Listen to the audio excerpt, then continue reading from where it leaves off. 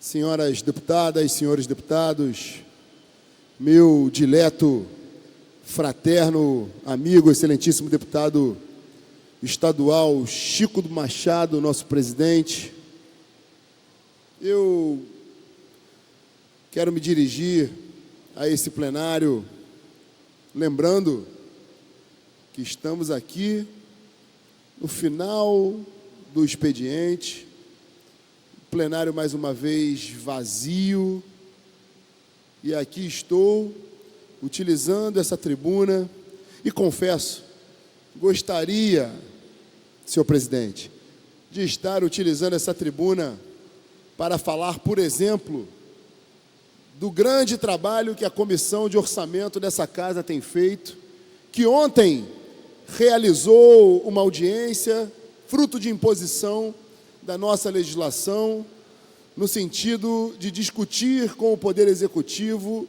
a Lei de Responsabilidade Fiscal, no sentido de discutir com o Poder Executivo a formulação de um orçamento condizente com o que será efetivamente aplicado, de discutir a questão orçamentária num processo de reedificação financeira desse Estado, mas, infelizmente, terei que utilizar o tempo disponível nessa tribuna para falar de outros assuntos.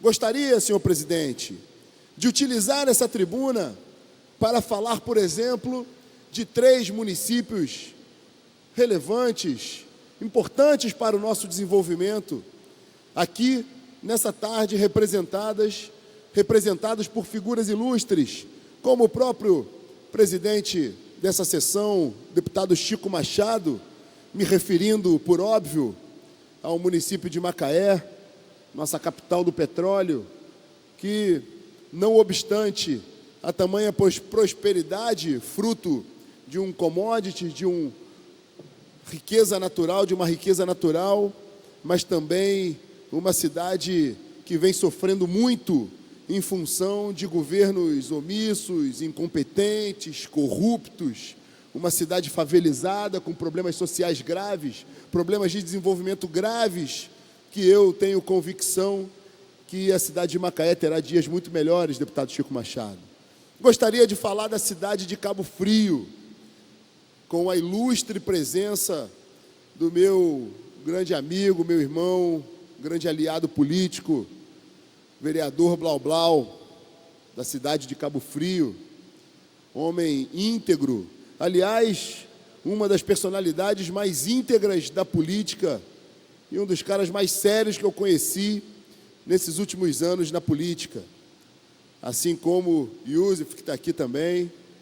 Gostaria, senhor presidente, de falar da cidade de Nilópolis, na minha querida cidade de Nilópolis, da qual eu me orgulho de ser cidadão nilopolitano, título conferido ao meu grande amigo, vereador Jorginei Hungria, cidade de um dos melhores amigos que eu fiz, que a política me deu, que é o Leandro Hungria, grande liderança da cidade de Nilópolis, que tem diuturnamente, vereador Blau Blau, trazido demandas relacionadas à supervia, relacionadas à segurança pública do município, relacionadas à maior oportunidade para os jovens nilopolitanos.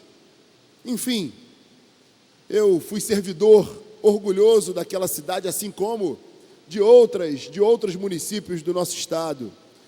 Em Nilópolis eu tive a possibilidade, a grande oportunidade, deputado Chico Machado, de fundar o PROCON municipal. Tive a possibilidade de levar à frente, instituir a Casa da Mulher Nilopolitana, a nova Casa da Mulher Nilopolitana. Tive a possibilidade de conduzir a Jornada Mundial da Juventude. Tive a possibilidade de instituir programas ali como Eco Nilópolis, como Nilópolis Mais Igual, assim como outras tantas realizações que eu me orgulho de ter feito à Baixada Fluminense, que, aliás, me conferiram 25 mil votos na região da Baixada Fluminense, e fico feliz com a sua citação, deputado Chico Machado. Me orgulho de ter sido o deputado estadual mais votado dessa legislatura. Foram exatamente 70 mil votos no interior do estado, incluindo a sua região, a região dos Lagos, a região metropolitana, a Baixada Fluminense, a região do Vale do Paraíba, o norte e noroeste fluminense, a região serrana da cidade de Petrópolis, que, por exemplo, me conferiu 14.900 votos. Mas também, deputado Chico Machado, foram 70 mil votos na capital desse estado. Uma cidade que eu tanto amo, sou um carioca apaixonado por essa cidade, tenho o costume de brincar com os membros da equipe, que conheço essa cidade sem nenhuma soberba, mas que conheço essa cidade como a palma da minha mão. De Santa Cruz, de Paciência, até o centro da cidade, da Zona Oeste como um todo, da Barra da Tijuca, das Vargens de Jacarepaguá, passando pela zona suburbana, pela região norte do Rio de Janeiro, pela zona sul do Rio de Janeiro, eu conheço cada centímetro dessa cidade e me orgulho dos amigos e dos grandes aliados que aqui tenho. No entanto, senhor presidente, eu não posso me furtar de, mais uma vez, correndo o risco de ser acusado de radical, de ser acusado de brigão, como fui acusado hoje durante a sessão ordinária, devido ao embate de cunho, obviamente, ideológico. Eu sou um pacifista, com um deputado ontem aqui nessa casa, que, salvo o melhor juízo, utiliza a sua prerrogativa enquanto parlamentar, assim como outros, para caluniar, para ofender, para achincalhar, e aqui acusem-me do que quiserem. Eu não permitirei. Ontem eu ouvi impropérios aqui nessa tribuna sobre a honra de quem eu considero um dos maiores deputados da história dessa casa, hoje senador da República, e que eu tive a honra de ontem à noite ainda estar ao lado dele em Brasília, buscando orientação, acompanhando a nossa bancada federal, que é o meu líder político, meu irmão, senador da República, Flávio Bolsonaro. Então não permitirei acusações levianas, caluniosas, querendo fazer ilações do Flávio Bolsonaro, minha e de qualquer outro deputado dessa casa, sobretudo da nossa bancada do PSL, qualquer tipo de relação, ilação, acusação, que nós estaríamos relacionados com milícia, que nós estaríamos fazendo uma política do ódio. Aliás, senhor presidente, eu me permito citar aquela máxima de: acuse os seus adversários do que você faz, chame-os do que você é. Aliás, uma máxima comumente citada na política e atribuída a Lenin, o que é mais uma mentira construída pela esquerda, até porque um comunista como Lenin não teria a capacidade intelectual de formular uma frase tão brilhante. Agora, evidentemente que esse recurso é utilizado como acabou de ser utilizado nessa casa, aliás, com a máxima covardia, porque eles vêm aqui, utilizam a tribuna, falam o que querem, falam os impropérios que bem entendem, e eu ali estava, sentado ao lado do presidente, encarando todas as mentiras que foram ditas aqui, olho no olho. No entanto, esses deputados agem com a máxima covardia. Eu os desafio. Correram como sempre fazem, fogem como sempre fazem e devem estar refugiados nos seus gabinetes, mas eu ainda estou falando. Vossas Excelências estão ouvindo pela TV Alerj ou então pelo sistema sonoro dessa casa, e eu vos desafio que volte a esse plenário e me encare e refute o que eu estou dizendo. Quero dizer, senhor presidente, que não vou usar como fui, aliás, nunca usei, porque não é o meu padrão moral, não é o meu padrão de educação e comportamental, usar qualquer tipo de ofensa, de palavras de baixo nível. Nunca farei, jamais farei. Aliás, eu sou um admirador do nosso vernáculo e respeito o nosso vernáculo. Eu nunca na minha vida falaria que tenho uma mandata. Eu nunca na minha vida falaria que tínhamos uma presidenta.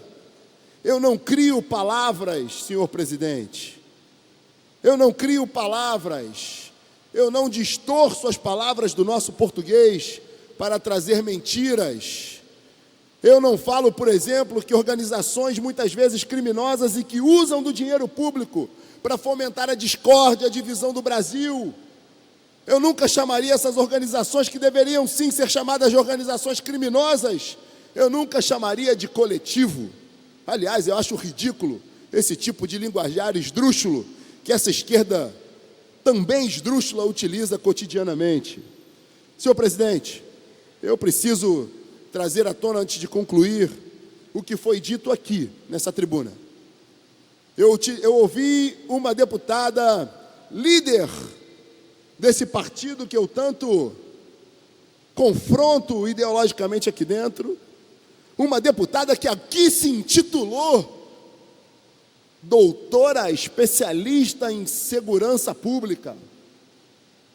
Meu Deus, Senhor, perdoem, eles definitivamente não sabem o que falam.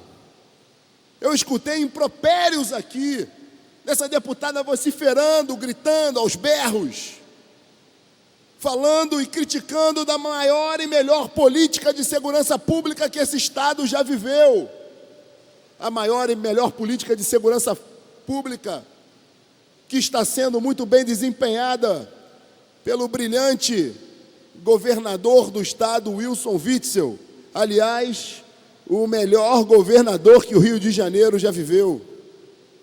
Quero aqui mais uma vez parabenizar, liguei hoje, parabenizei o comandante Coronel Nunes, comandante do Batalhão de Operações Especiais da Polícia Militar do Estado do Rio de Janeiro, pelo brilhante trabalho ontem. Uma operação que salvou vidas. Ora, deputado Chico Machado, não há que se comemorar quando o Estado intervém e salva vidas.